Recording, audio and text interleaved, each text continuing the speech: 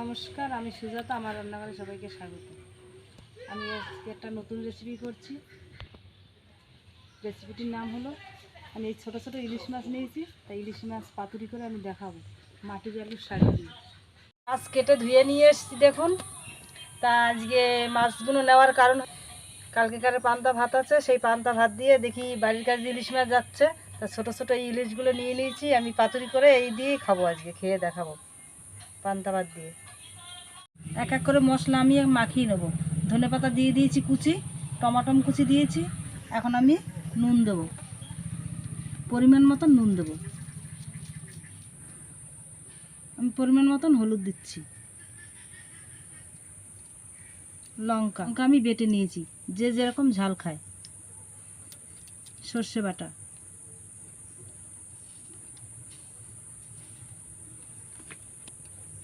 সর্ষের তেল দিয়ে দেবো, দিয়ে এখন মাখিয়ে নেবো আমি ভালো করে।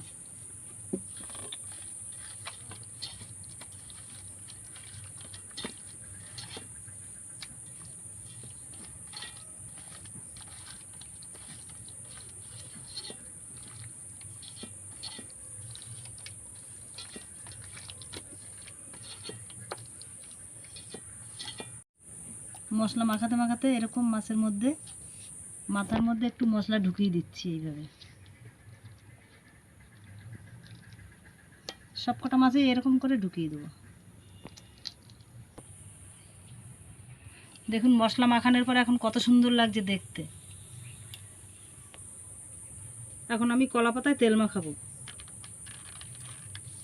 এইভাবে তেলটা মাখিয়ে নেব, লেগে যেতে পারে তো, তার জন্য। এই দেখুন আমি গোল করে তেল মাখিয়ে নিয়েছি। এখন আমি একটা একটা করে সাজাবো মাছগুলোকে। গোটা গোটা ইলিশ আজকে।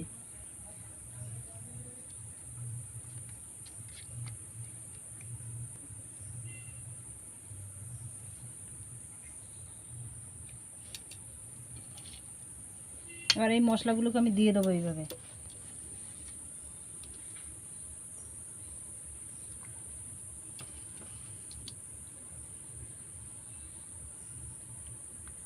ধনেপাতা একদম চালানি না, ধনেপাতাটা এত সুন্দর সেন্ট না, খুব সুন্দর সেন্ট ধনেপাতায়। দেশি ধনেপাতায় সেন্টই আলাদা হয়। আগুন ধরিয়ে নিয়েছি, কড়াইও গরম হয়ে গেছে। এখন আমি এই মাছের পাতা দিয়ে দিচ্ছি। এই দেখুন দিয়ে দিয়েছি।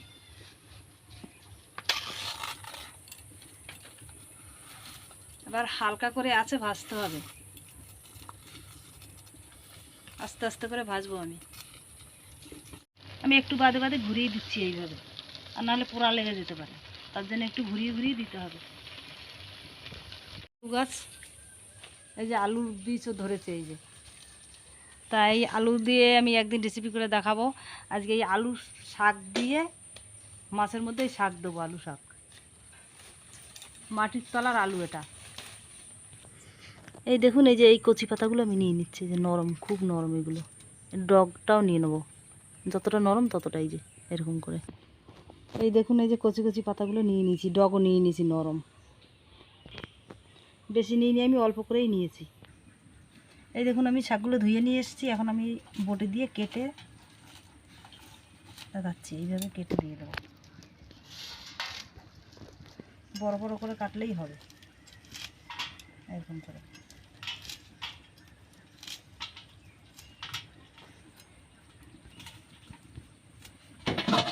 এই দেখুন এইভাবে বড় করে কেটে নিয়েছি। আপনারা চাইলে মাছের সাথে একসাথে মাখিয়ে দিতে পারেন, আমি তো দিইনি, আমি উপর দিয়েই দিয়ে দিচ্ছি। এই দেখুন এইভাবে দিয়ে দিচ্ছি, মশলার সাথে মেখে যাবে এরকম দিলেও।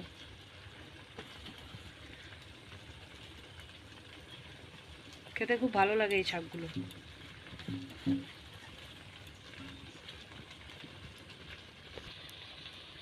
আবার একটু ঘুরিয়ে দিচ্ছি আমি।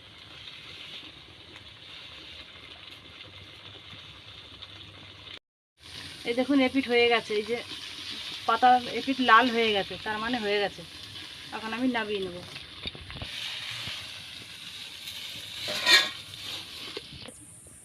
এই দেখুন আলু পাতাও প্রায় সিদ্ধ হয়ে এসছে। তা দেখুন আমি তো অল্প করেই তেল দিয়েছি, ছোট ছোট মাছ হলে হবে কি, তেল বেরিয়েছে দেখুন এই যে।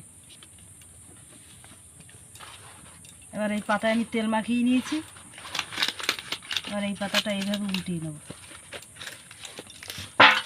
এই দেখুন কোথাও উল্টে পারিনি, দেখুন কেমন দেখাচ্ছে দেখতে, দেখুন তো কত সুন্দর লাগছে দেখতে। এখন আবার এই পেট আমি দিয়ে দেবো, খুব আস্তে করে এখন ভাজবো আছে। আর এরকম ঘুরিয়ে দেবো, একটু বাদে বাদেই ঘুরিয়ে দেবো এইভাবে, আর নাহলে পোড়া লেগে যাবে। দেখুন কত সুন্দর হয়েছে না, তা এত সুন্দর গন্ধ বেরিয়েছে, আপনারা এরকম করে না খেলে বুঝতে পারবেন না। ছোট হলে কি হবে ইলিশগুলো, কিন্তু খুব সুন্দর গন্ধ বেরিয়েছে। হয়ে গেছে পিঠো, এখন আমি নামিয়ে দেবো। লাল করে ভেজে নিয়েছি, এই দেখুন কত সুন্দর হয়েছে। আমার ভাজা রেডি, আমি এখন খেয়ে দেখাবো। পান্তা ভাত নিচ্ছি।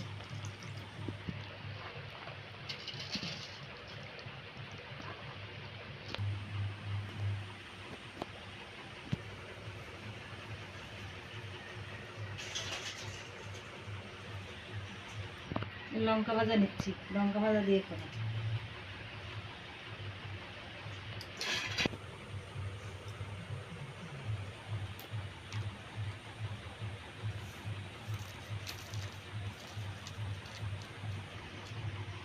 লঙ্কা আমি গুলিয়ে ভাত মেখে নিচ্ছি।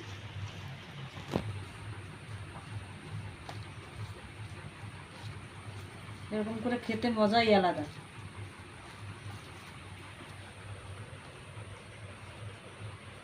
ভাত মাখানো হয়ে গেছে, এখন আমি মাছ নিয়ে নিই।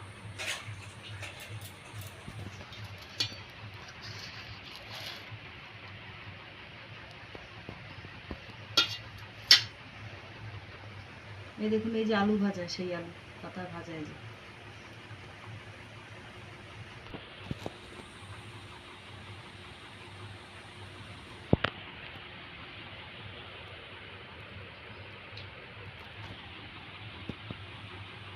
খেতে খুব মজা লাগছে, এরকম করে খেয়ে দেখবেন। এই দেখুন এই যে মাছ,